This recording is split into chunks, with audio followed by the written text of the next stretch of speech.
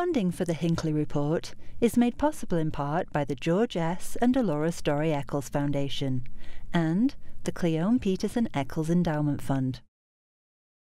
Tonight on the Hinckley Report. As the year comes to a close, we look back on the major stories that shaped 2017. From a presidential visit that altered our national monuments to a special congressional election, this year changed Utah's political landscape.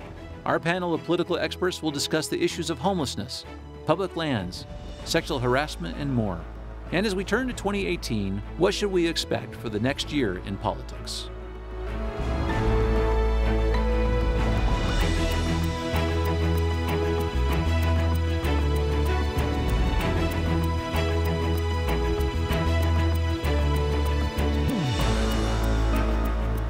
Good evening, and welcome to the Hinckley Report. I'm Jason Perry, director of the Hinckley Institute of Politics. Covering the week, we have Michelle Quist, editorial writer with the Salt Lake Tribune, Glenn Mills, anchor with ABC4 Utah, and Frank Pignanelli, political columnist for the Deseret News and lobbyist with Foxley and Pignanelli. Great to have you all with us today.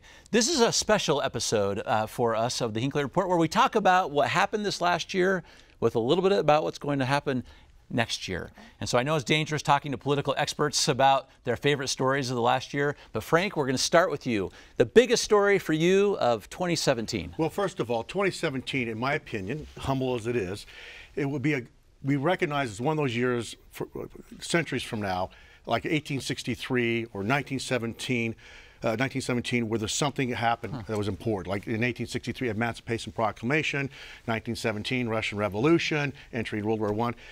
Two things happened, in my opinion. Number one, the Me Too movement. This is changing. It's not just politics, but society and how people deal with each other. And the interesting thing about it, it doesn't just happen to one political party or another.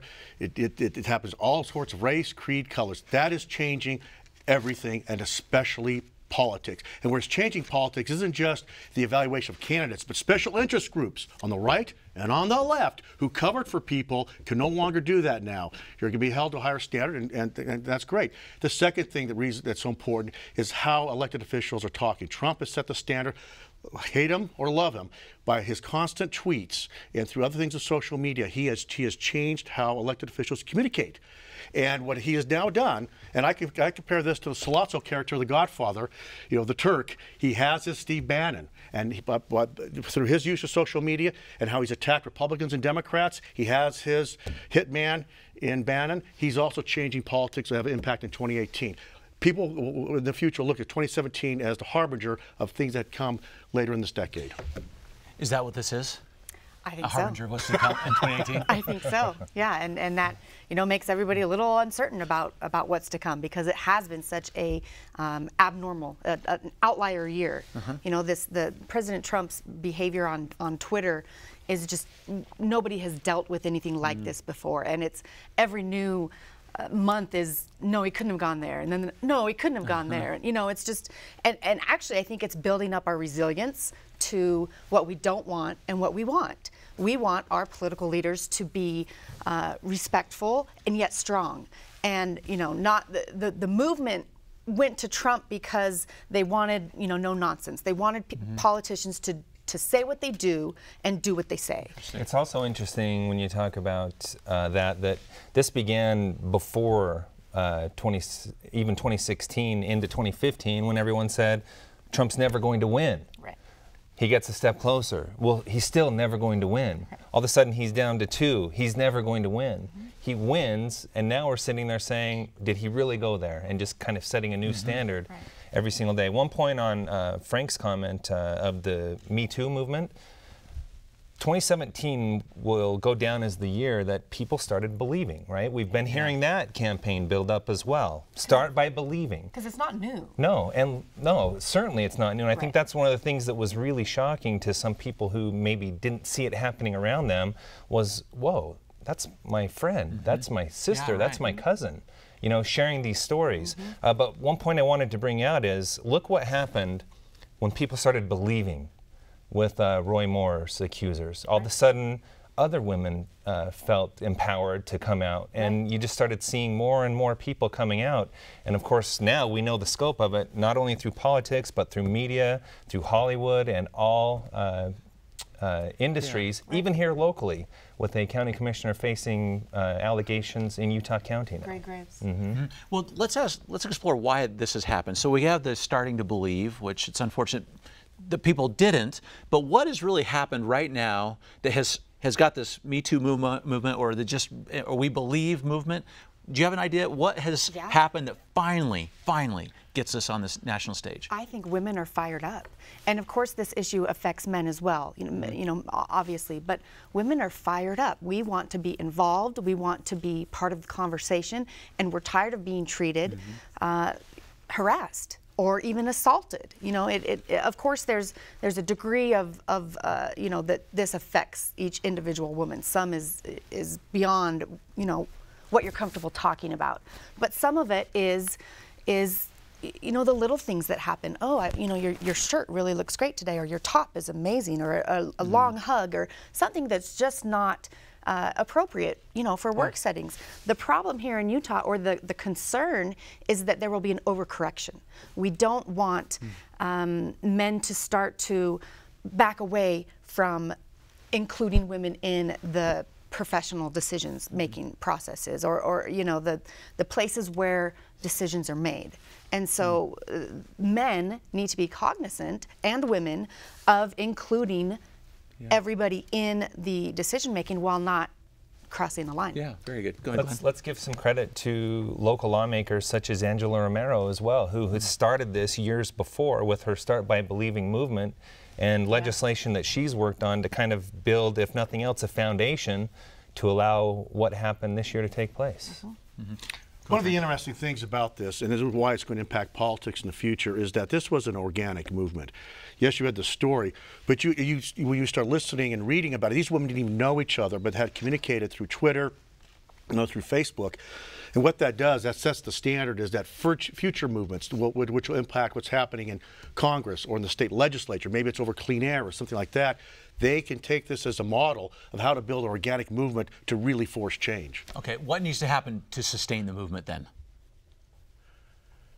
In my opinion, what needs to sustain this Me Too movement, yes, right. It's what Michelle said, there has to be acknowledgement that you can't have the pendulum swing too far. But the second thing is, it isn't just instructions like the legislature's talking about, having courses and things like that. It really has to come from how men teach their sons how to act, and it's how mothers teach their daughters how to react. This is something that is so personal that it can't be just something that the government or corporations do. It really has to how we change the society, and we've done this before as a society, and we can do it again. But that's how it continues. And about changing mindsets and habits of things that, for some reason, some people thought was okay before, which is beyond me. I can't quite figure that out. But changing, you know, the mindset and the culture, and realizing, look, this is not okay, and moving forward. And in some cases, you know, Frank, you say fathers teaching their sons. Maybe sons need to teach their fathers as well. Yes. Good point. And having more women involved, right. You know, because when it's 1 in 10, one woman in a group of 10 men, everyone's uncomfortable. Oh, let's, you know, and you mask that discomfort by talking about embarrassing situations. For some reason, it just comes up. You know, oh, let's go on a date, or you know, that thing that happened earlier with Senator Henderson and Niederhauser. But if there's 4 and 7, or 5 and 6, 5 and 5, you know, the dynamic is different. That's absolutely right. One last question on this issue. We start talking about what's going to happen in politics. All right, we had a lot of people in kind of the public sector with TV personalities and producers. We finally had this hitting elected officials. Seems like it took a little while. Is this something that's going to take more people down in the very near future? And if so, is it going to change ultimately what happens in politics, because we have this critical mass of people coming forward? You think yes? I think so, and I hope so. I hope it does change things, because things need to be changed. Was that what happened to Roy Moore? Well, I have to think back to your, yes, to answer that question. There, Glenn. Yes, certainly. I mean, if you look back at Sessions in Alabama, he won that election back in, what was it, 2014 with, what, 95% of the vote or more? And then Moore comes out and loses. It was close still. So obviously there were still voters in Alabama who, one, didn't care, or two, didn't believe the accusations that were being made against him. So there's still that element there. But certainly, I mean, that was a seat that was going to go red no matter what, unless it was Roy Moore and the accusations that came just a few weeks before the election. So certainly that happened to him. But I also wanted to just make the one point is, I get the feeling that the floodgates have opened and we haven't even scratched the surface yet. I think we're going to continue to see more and more. And we'll probably see resignations so that it won't come about, so that they won't be outed. We had a guest speaker at the Hinckley Forum who said in the forum that the New York Times is going to be releasing at some point names of 20 to 30 or 40 members of Congress, you know, former and existing, who are on that list. This issue is going to change how campaigns are developed. It's going to change how candidates are elected. It's going to change how successful candidates as office holders interact with their staffs and their constituents. It's a game changer. That is good. Everyone should take note. Yeah. That's good. Glenn, your big story of 2017. Well, I would have agreed with that one being the first, Well, but as since soon we as have you're to all go yours. to another one, let's go to public lands here in the state of Utah. Huge. What President Trump came here to our state to do. We have never seen a president use the Antiquities Act to that scope to make such drastic reductions to national monuments. And he did that here in the state of Utah. That's something else that's very rare. We have presidents visit our state. Most of them have since President Grant, but it's mostly for pomp and circumstance, you know, ceremonial. This was a major policy decision made at the steps of our state capitol, and it's a huge story for the year, especially the impacts that it's going to have on those national monuments. And it's not over by any means. We're going to continue to see that play out through the courts. Okay, Michelle, how big of a deal was it for the state and that Trump did it at the side of Orrin Hatch? I think it was a very big deal. And Senator Hatch had prepared for this. He's been working the administration to try to make these changes for a long time. And despite the backlash against the public land movement, you know, changing the public land movement, the backlash, you know, Senator Hatch was very comfortable in saying, this is what we want, and this is what we're doing, and I've got the guy here, and I brought him here. Go ahead, Frank. Well, what's interesting about the public lands debate is something I fervently believe, that in Utah we have two strands or two streams of emotion. One is 90% of the state lives along the Wasatch Front. They love their wilderness areas. They love to recreate, they love to hunt, they love to fish. And they understand development, but they don't want them overdeveloped. They want reasonable development. So you have that dynamic that few Utahns really understand, even amongst themselves. But also, ever since the federal government declared war on this state and on this people since the 1850s, we don't like the federal government. And so you also have that strand of emotion, and that's playing into this public lands debate. They want some conservation, but they don't want the feds telling them to do it.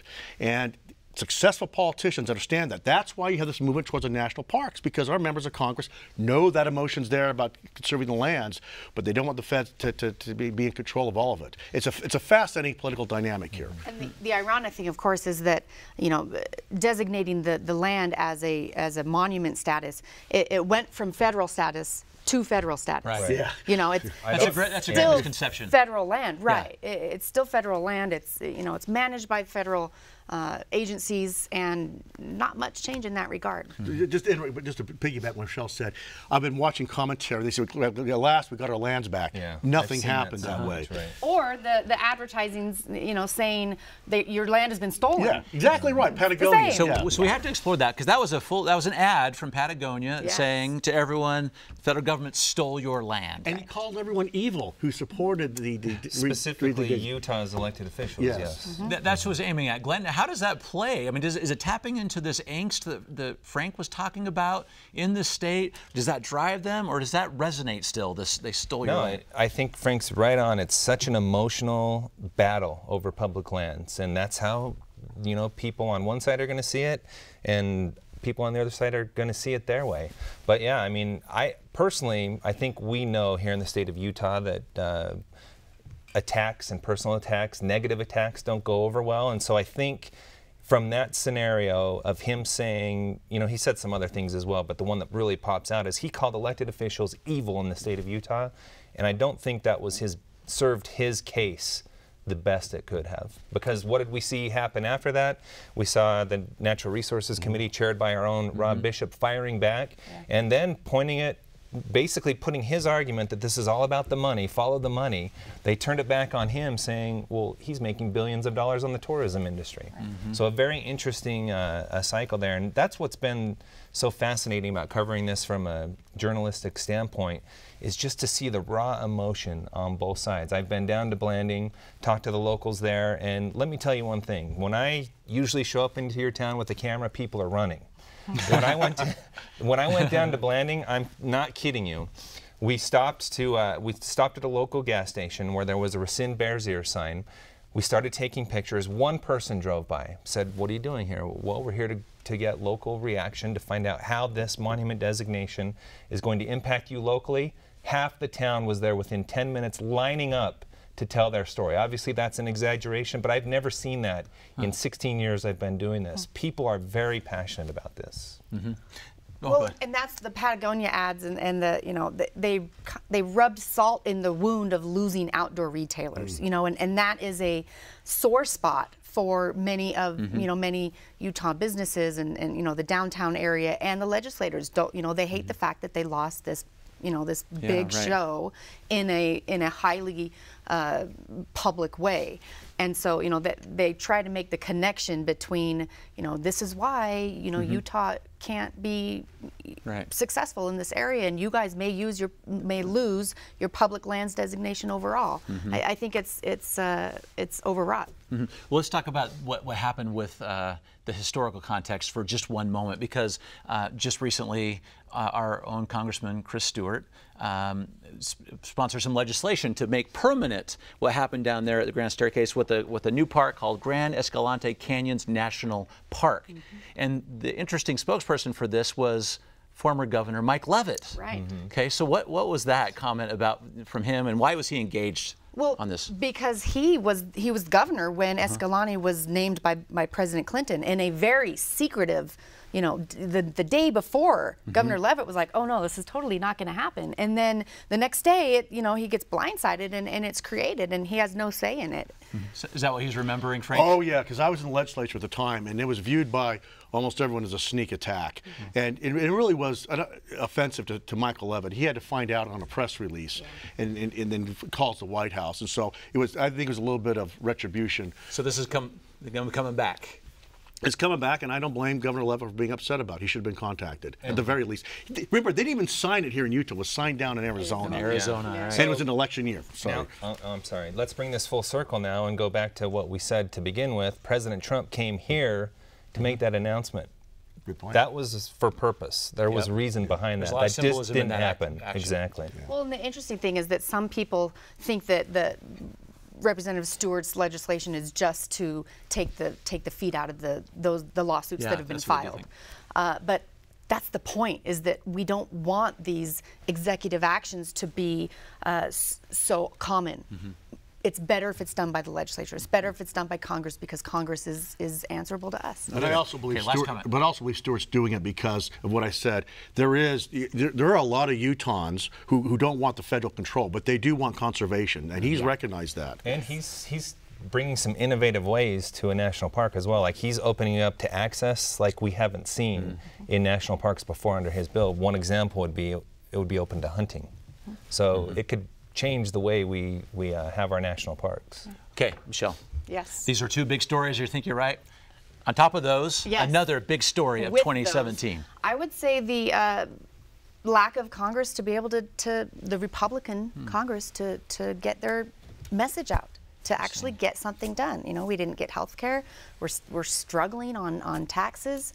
You know, we're going into 2018. We're going into this midterm election where normally the opposite party makes all these gains, and it's going to be even bigger if the Republican Congress cannot get anything done.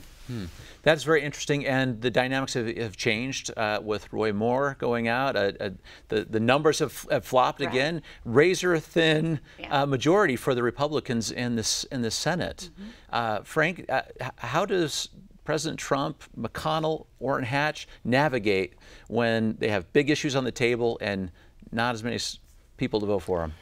And that's the problem, because as Michelle pointed out, they have to accomplish something. And it isn't just for 2018, it's for 2022. A third of the voters in 2020 are going to be millennials. And their experience has been the Republicans can't get anything passed. The Republicans have a president who says things about different ethnic minorities and sexual orientation minorities that they don't like to hear. Republicans have got to get that figured out, because if they don't, it's going to be a real problem. Now, the Democrats don't necessarily have any band leaders themselves that people are going to go to. But there's that issue. The other issue, too, that the Republicans are facing is that we're likely to, at least, even it could be a mild recession, but historically, we're going to be going into a mild recession. And at some point, they need to accomplish their goals. The final thing is, there was the tax cut in the early 1980s, but that had Reagan Democrats. They're going to have to figure out how do they get moderate conservative Democrats to go with it. I think they can, but they're going to, whether it's through the child tax credit, things like that, they're going to have to figure out a path to make that happen. Yeah, the country is watching. Why can't we do this in a bipartisan way? This is a bipartisan issue, so why can't they come together in a bipartisan way? Look back at the Affordable Care Act. What was the Republican rally cry right after the Affordable Care Act? Not one Republican vote. What are they now doing with their legislation, with tax reform and their failed effort to repeal the Affordable Care Act? There's just not common ground these days that we're seeing in Washington. And if you pass this tax reform with not one single vote from the other party, aren't you just going back to the exact same thing that you were complaining and working on before? And I know Representative Curtis really wanted to dig in on this issue and garner that support, bipartisan support. And his is another big story from this year, is the third district special election. Oh, maybe we better talk about that for a minute. Transition. Yeah, a nice transition there for sure, Michelle. So that third district was a big event for us, right? And John Curtis did pretty well in that one, but he wasn't the pick of the party at the convention, with the convention. Let's give us an idea what that means for the Count My Vote effort, the compromise, and the initiative that's out right now. It was a big success for Count My Vote. It showed that the winner wasn't the winner that came out of convention, and then therefore perhaps the delegates aren't in tune with the larger Utah populace. Convention came out, Chris Herod came out of convention. The Republican Party did change their rule. For instead of two people coming out, one person came out. I think it would have been a completely different story if two people had come out. Yeah, it would have been Henderson and Herod in that point. But to that point as well, take a look at what Count My Vote has done. They've revised their ballot initiative that would preserve the caucus convention system. So clearly they saw some writing on the wall that they needed to do that in order to be successful, and polls are now showing that as it stands now, to preserve the current SB 54 compromise, Utahns are in favor of that. So, but to the point, it shows that enough people want the caucus convention system preserved as well. Right. Yeah, it was a complete about face. The initiative. First it was, signature. Signature path only, no more convention, and they heard that wasn't a popular idea. It turned out Utahns wanted the option. And as you know, the polling, what it was is Utahns, they felt like you were taking away an option. So they say that, but they're voting with their feet. And they're voting with their feet is, started with Mike Lee getting the signatures in 2014, who was a product of the convention. 2016, the governor comes in second place at the convention, wins the primary. Now you have John Curtis, who played some deference to the convention, not much, who wins. It's the end of the delegate convention system. Interesting. We'll keep it around, it's like some artifact in the basement. We'll keep it around. But it's a nominee. Yeah.